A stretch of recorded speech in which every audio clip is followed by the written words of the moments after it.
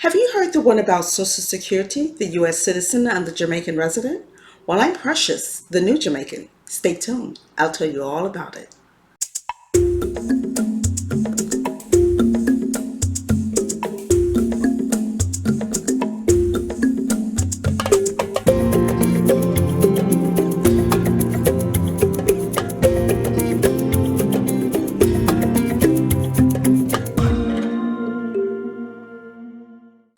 Sending much love, health, peace, and prosperity in this new year. As I said before, we are definitely in trying times and are in need of as much positive energy as possible, and I send that ashe out to you.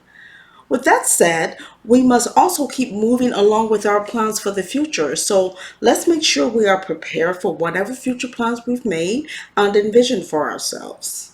I trust that this informational video will be one small step in keeping us focused on what we need to do. Now, before I go any further, I want to thank all of you who have subscribed to my channel, giving me such positive feedback and encouragement. It really warms my heart, and I thank you very much. For those of you who are new, welcome, and please subscribe. Everyone, please remember to hit the notification bell, give this video a thumbs up, comment, and share. So let's get started. As you can see from the title, this video will deal with the Social Security Administration. Now, before you click off thinking this has nothing to do with me, I'm way too young, I live in a different country, I urge you, take a listen. You just might be surprised. I wanted to provide some info for those who are working in the U.S. and plan to retire to Jamaica in the future. This video is also for those who have elder family members who once lived and worked in the U.S. and is collecting Social Security benefits. There are some things you must be aware of in dealing with the Social Security Administration. So let's start with you. Let's say you are working in the U.S., on the books that is, and Social Security taxes are being withheld from your pay, or you are retired and collecting your Social Security benefits. Let's also say you are or will have your benefits directly deposited into your bank account, which is easy and the best thing to do. Now, let's further say you are returning to Jamaica and plan to keep your U.S. bank account open. You have a couple of options. One, you can continue to have your SSA benefits deposited into your U.S. account and wire any necessary funds from that account to your Jamaica bank account. Now, you will need a top-tier bank in both countries to pull this off. Or two, you can have your benefits directly deposited into your Jamaica bank account. Now, if you have watched my other banking videos, you will recall that I discussed what top-tier banks are and their benefits. And in dealing with the SSA, your Jamaican bank must be NCB. If you've not watched those videos, go back and do so. For those who are not ready for SSA, you are definitely ready for Jamaica banking. But first things first, before you leave the U.S., you must inform the Social Security Administration of your new address. Now, I'm aware that many homes and businesses in Jamaica do not have normal street addresses, but all definitely have a mailing address, i.e. the post office where you receive your mail. Trying to change this after you've moved to the island can look a little suspicious and will cause a delay. So do this before you leave the U.S. Now, assuming you already have a Jamaica bank account, the steps to switching your direct deposit to your Jamaica bank account before you leave the U.S. are as follows. One, you will need to contact the Social Security Administration at their general toll-free number, which is 1-800-772-1213, or simply contact the local office in your city of residence. You will provide them with identifying proof of who you are. Just answer their questions. Provide them info on where the deposit is currently being made, the bank, the account number, routing number, etc. And then provide them with the bank info on where the deposit is to be made in the future. Then two, SSA may make the change right then or forward you a direct deposit sign up form for completion on submission. Now, as an FYI, there are many forms on the Social Security Administration website, but because they do not want to make it easy for fraudsters to change where a payee's benefits are being deposited, this form is just not one of them. 3, once the form is received, the change will be made. If, however, you make this change after you move to Jamaica, things can get a little tricky.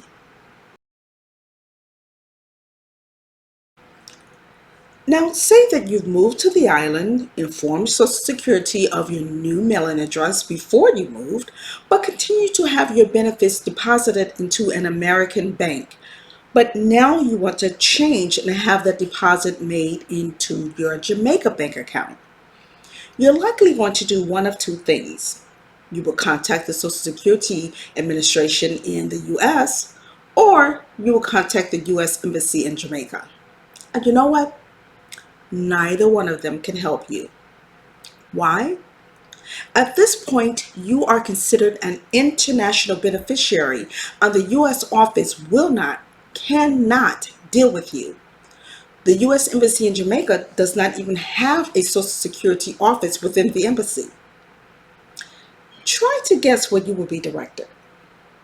The Dominican Republic. Yep, the DR. If you are not living within the borders of the US, you have to deal with an office in a totally different country, and sometimes that country is not where you currently reside. In fact, most countries in the Caribbean will report to the Dominican Republic for any issues related to Social Security, any updates, etc. Now, I personally found this a little strange, but it is what it is. Now, I know what you're thinking. They don't speak English in the DR. You don't speak Spanish. Okay, I'm making an assumption that you don't speak Spanish. But listen, no worries. When you call the U.S. Embassy in the DR and ask for Social Security, they will completely understand and get you to the right person. It's actually pretty easy. When you tell them the reason that you want to have your benefits deposited into your Jamaica bank account, after confirming who you are, they will send you a direct deposit sign-up form. Now, the only difference between this direct deposit sign-up form that the U.S. office will provide is that it's partially completed by the DR office with pertinent info. You will complete that form, take it to your bank for the bank manager's signature and the bank's stamp. You will then email or fax the form back to the DR embassy, and within days, the change will be finalized. It's that easy. I have put the info for the DR office in the description down below. Now, let's talk about your elder family members. Say your parents worked in the US for some years, retired, and started to collect Social Security benefits. But now they've reached an age where they can no longer really handle their own business affairs. You may want to take over this process. But listen, not so fast. It is not a matter of a call. Social Security is not just going to take your word for it that you are their adult child and they can no longer handle their affairs and you have permission to do so. Nor can you even provide them with a legally executed power of attorney showing that you have authority to handle your parents' affairs. That won't fly either.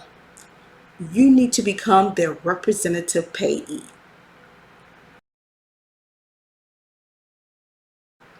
Now, what is a representative payee? Well, in U.S. Social Security terms, the person receiving benefits is either referred to as the beneficiary or the payee. Likewise, if a payee needs representation, that representative is known as the representative payee. Simple. Now, here's something of important note. The assignment of a rep payee is done through the office in the U.S., not the DR or any other satellite office. The Social Security Administration will contact your parents via phone for a brief interview, and they will contact them via mail several times, letting them know that a representative payee is going to be assigned. They will contact you for a full interview. Now, pre-COVID, this interview would take place in person with both you and your parents. No exceptions. But now that we're in a global health pandemic, this interview would take place either via teleconference or video conference. The Social Security Administration will do a complete background check on you. So if there's any funny business with you, you will not be assigned representative payee for obvious reasons. They are extremely careful on assigning representative payees. And your parents can indeed object to anyone becoming their representative payee. And if that is done, you will not be assigned the representative payee. Listen, if your parents do object, but really are impaired to the point of needing a representative payee, you will have to provide medical proof from their physicians that they are no longer capable of handling their affairs. And as you know, this can be pretty tough to do. Listen, most times many elders do get to the point of needing help in dealing with their affairs. It does not mean that they're ill or mentally or physically impaired, just maybe a little bit too senior to handle monetary affairs. It would be a matter of working this out with your loved ones and convincing them that this is in their best interests. Get other family members involved. Get their physicians or their spiritual leaders involved. Whatever is necessary to get this done. Now, another thing to keep in mind is if the Social Security Administration becomes informed of wrongdoings by a representative payee or becomes suspicious of a representative payee, they will revoke that assignment. And punishment for misrepresentation or stealing the beneficiary's funds is a fine and imprisonment. Now, after the Social Security Administration has spoken with your parents via phone and have sent them correspondence, and after you've had your full interview with them, the Social Security Administration will send correspondence to your parents informing them of the assignment and giving them the opportunity to object in writing. They usually get about 15 days to do so. Now, assuming all is approved, the Social Security Administration will contact you, informing you that you are now the representative payee of your parents. Now, it is important to note that the benefits are still made out to your parents and deposited into their bank account, not yours. But you will now be the contact person for the SSA. If you are on the bank account, that's fine, but your parents must be on that bank account as well. If you are still living in the States and you are your parents' representative payee, you will no longer need to contact the office in the DR for anything. You can deal with the local Social Security Administration office in your city of residence. Now, of course, if you reside in Jamaica and are your parents' representative payee, the DR office is your office.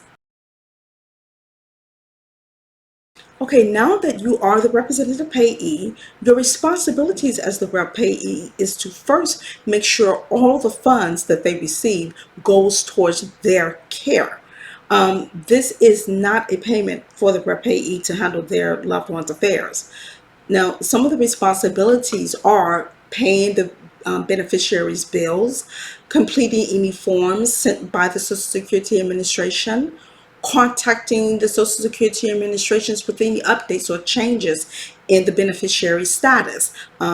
This could be changes to Medicare, change of address, deciding to return to the United States. You will also need to respond to any correspondence sent by the Social Security Administration. The Social Security Administration will on occasion contact you via mail to check on the beneficiary and to determine if they are still alive. Now, you must respond to this. If you do not, the beneficiary will be cut off. Now, you will be provided a booklet on all of the responsibilities of the representative payee, so really no worries on this. A quick note about receiving mail from the Social Security Administration's office in the DR, and I'm betting it's the same for all of the other satellite offices. It can look a little shady, like it didn't actually come from the US government. This looks like someone's trying to scam you or something. At least that's the way it looked to me.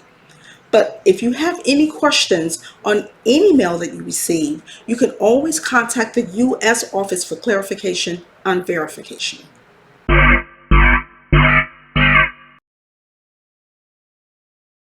So here's a recap. Let's first start with you. You're going to first make sure that you qualify for Social Security Administration benefits. You are going to provide the Social Security Administration office with your Jamaica address before you move to the island.